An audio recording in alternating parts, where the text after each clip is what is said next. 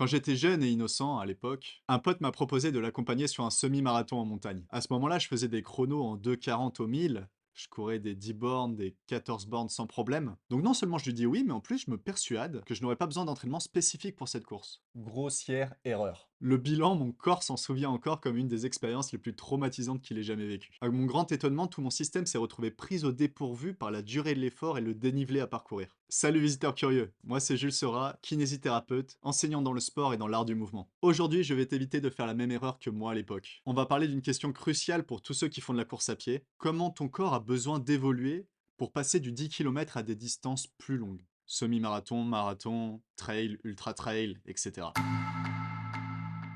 Ok, petit point théorie pour commencer. Ton corps possède trois types de fibres musculaires en quantité différente, selon ta génétique et ton entraînement. Pour être plus précis, ça va surtout dépendre de l'intensité et de la durée des efforts qu'il est amené à surmonter quotidiennement. En gros, ça donne à peu près ce schéma. Un haltérophile, par exemple, va donc avoir en proportion beaucoup de fibres 2B, pour endurer des efforts de quelques secondes très intenses. Un sprinter, quant à lui, va développer des fibres à la fois de type 2B et 2A, comme l'effort dure un petit peu plus longtemps. Mais ça, tu le sais parce que tu as vu la dernière vidéo sur la supériorité de la Jamaïque dans le monde du sprint. Petit coquin va.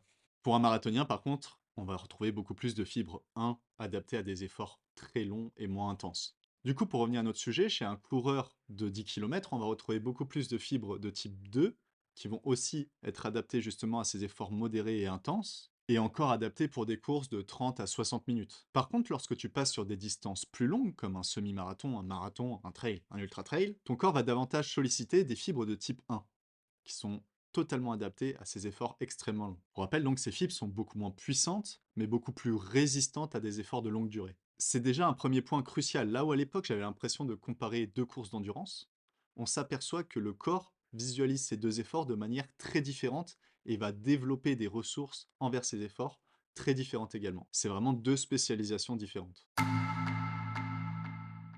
Forcément, qui dit effort dit ressources. Tu vas mobiliser dans ton corps des ressources qui vont te permettre d'alimenter la machine, de mettre du carburant, de continuer à courir. Et là, de nouveau, on retrouve de grandes différences entre le 10 km et les distances plus longues. Sur le 10 km, tu vas utiliser surtout des glucides, des sucres. Ceux-ci sont déjà stockés sous forme de glycogène dans tes muscles. Et avec cet apport d'énergie rapide, tu vas être à même de pouvoir alimenter plus d'intensité sur des distances allant jusqu'à 10 km. Par contre, sur des efforts plus longs, ton corps va devoir commencer à utiliser un peu ce qui reste. Après 90 minutes à 2 heures d'effort, il va être obligé de commencer à utiliser une autre ressource, un autre carburant, ta graisse. Et comme tout phénomène nouveau, pour optimiser cette utilisation de la graisse, il faut que ton corps soit habitué via tes entraînements, à être confronté à cette stimulation et à petit générer des réponses plus performantes pour surpasser la difficulté. Autant dire que j'ai pas dû brûler beaucoup de graisse à l'époque lorsque j'ai fait cette course. À mesure que tu passes sur des distances plus longues, ton corps est de plus en plus efficace dans le fait d'utiliser ces graisses pour te donner de l'énergie.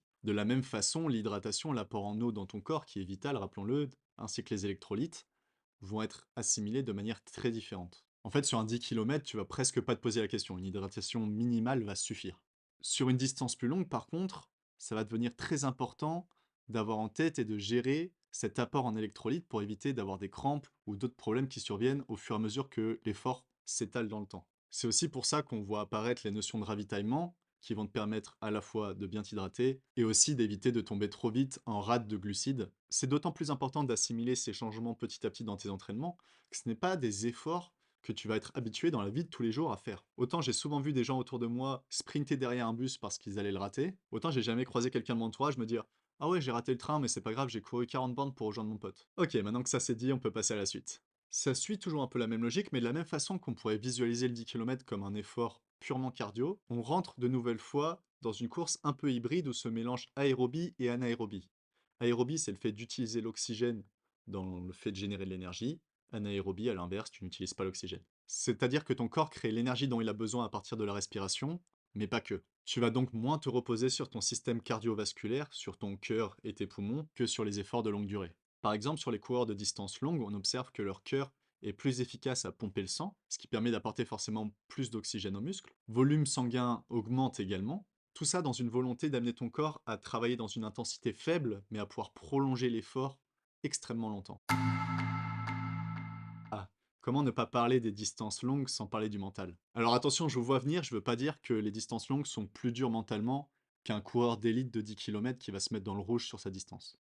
En fait, j'en ai aucune idée. Ce qui est sûr, c'est que ça va demander un mental différent. Sur le 10 kilomètres, l'effort est plus court, plus intense, donc on va forcément focaliser plus de mental autour de la gestion de l'intensité, mais aussi sur la stratégie de course. Pour les courses longues, au contraire, ton mental doit s'adapter à la durée. L'effort est constant et bien plus long, et donc forcément, tu vas commencer petit à petit à devoir te mettre dans un mood, et au fur et à mesure que l'effort va se prolonger, tu vas devoir affronter de plus en plus cette envie d'abandonner. Bah ouais, toi, t'as sans doute plein de motivation, mais ton corps, sur le coup, il se dit: «Mais qu'est-ce qu'il est en train de faire ce gars? Il est fou!» Et donc petit à petit, ton cerveau va t'envoyer des informations du genre: «Pourquoi je suis en train de faire ça?» Trouver tout un tas d'excuses pour abandonner. Maintenant que j'y pense, c'est un peu comme démarrer sa chaîne YouTube, hein. N'hésite pas à liker et à t'abonner à la chaîne pour transmettre un peu de force. La capacité à repousser cette fatigue mentale et à trouver des solutions pour dépasser ses limites devient alors fondamentale. On a besoin de motivation, de pensée positive pour continuer à aller de l'avant.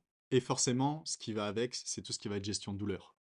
Au fur et à mesure que l'effort s'intensifie, le corps envoie aussi des messages de douleur, toujours bien décidé à te faire arrêter ta folie, et grâce aux entraînements, tu vas être plus à même de gérer ces moments de faiblesse qui viendront inévitablement. En résumé, on s'aperçoit quand on fait un peu l'état des lieux que le 10 kilomètres et les distances plus longues sont vraiment des disciplines très différentes. Et tu t'aperçois donc que le mode d'entraînement va inévitablement te diriger plus vers l'un ou plus vers l'autre. Alors attention, ça ne veut pas dire qu'il n'y a pas des personnes qui sont bons dans l'un et dans l'autre. Ça, c'est quelle énergie tu as à investir dedans et où tu veux la mettre. En tout cas, si ce genre de tips t'intéresse, si tu sors de ces vidéos plein de nouveaux défis à relever, n'hésite pas à nous suivre, n'hésite pas à poser un like, ça fait toujours plaisir, à poser un petit commentaire, et on se dit à très vite pour plus de vidéos sur le potentiel humain.